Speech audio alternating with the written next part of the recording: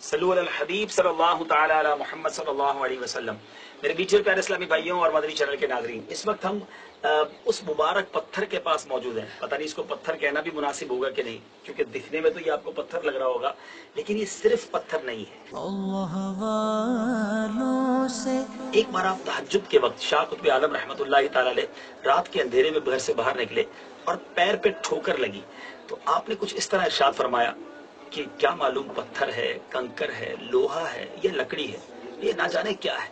ये कहकर आप तो नमाज के लिए तशरीफ ले गए, मगर जिस चीज से आपको ठोकर लगी थी, जिस पत्थर या जिस जमीन के उस हिस्से से आपके कदम लगे थे और आपने जबान से 5 जुमले अदा किए, अजीब और गरीब बात ये मेरे मीठे इस्लामी भाइयों कि ये बताया जाता है कि ये 5 चीजें, जी हाँ 4 चीजें तो समझ आती हैं, कंकर, पत्थर, लोहा या लकड़ी, लेकिन 5वीं चीज न जाने क्या है वो भी इसमें मौजूद है। वो कैसे?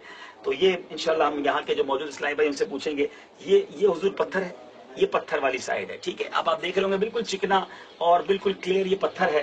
अच्छा, ये बताया जा रहा है कि ये कंकर है और हाथ भी लगाएं तो ये कंकर की फील देता है, ठीक है।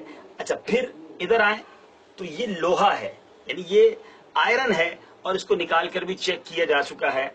और ये वाली जो साइड है ये लकड़ी है, ठीक है। अब ये 4 चीजें एक ही जगह में, एक ही पत्थर में मिक्स हैं।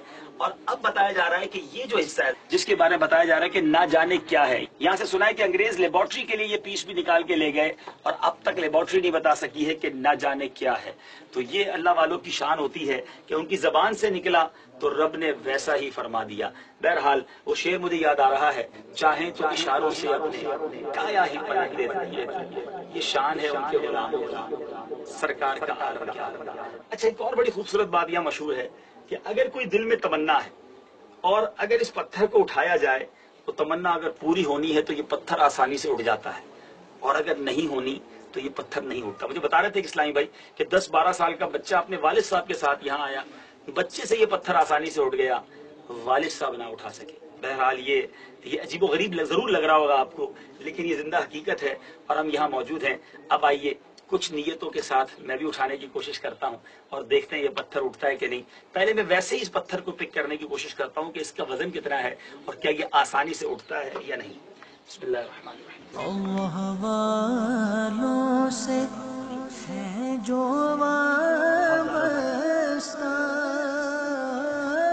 तकरीबन मेरा ख्याल है नहीं, मुझसे तो नहीं उठ रहा। अब अप्रॉक्स जो है ये शायद इसको कहें कि 30-35 किलो इसका वजन होगा। और अब चलें कुछ नियत करते हैं। अल्लाह वालों से है जो वाबस्ता है मकामाते मुक़द्दसा। अल्लाह वालों से है जो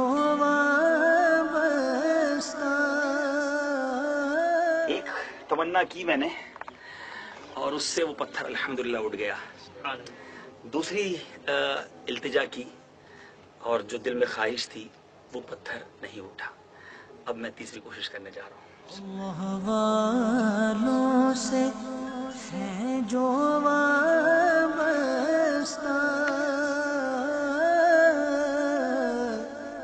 है मकामाते मुक़द्दसा। बताया गया कि अगर ये उठ तो गया, लेकिन जो मुश्किल से उठता है तो वो ख्वाहिश या वो तमन्ना भी थोड़ी मुश्किल से पूरी होती है। बहरहाल अल्हम्दुलिल्लाह अपनी आंखों से मैंने तो मुशाहिदा कर लिया है।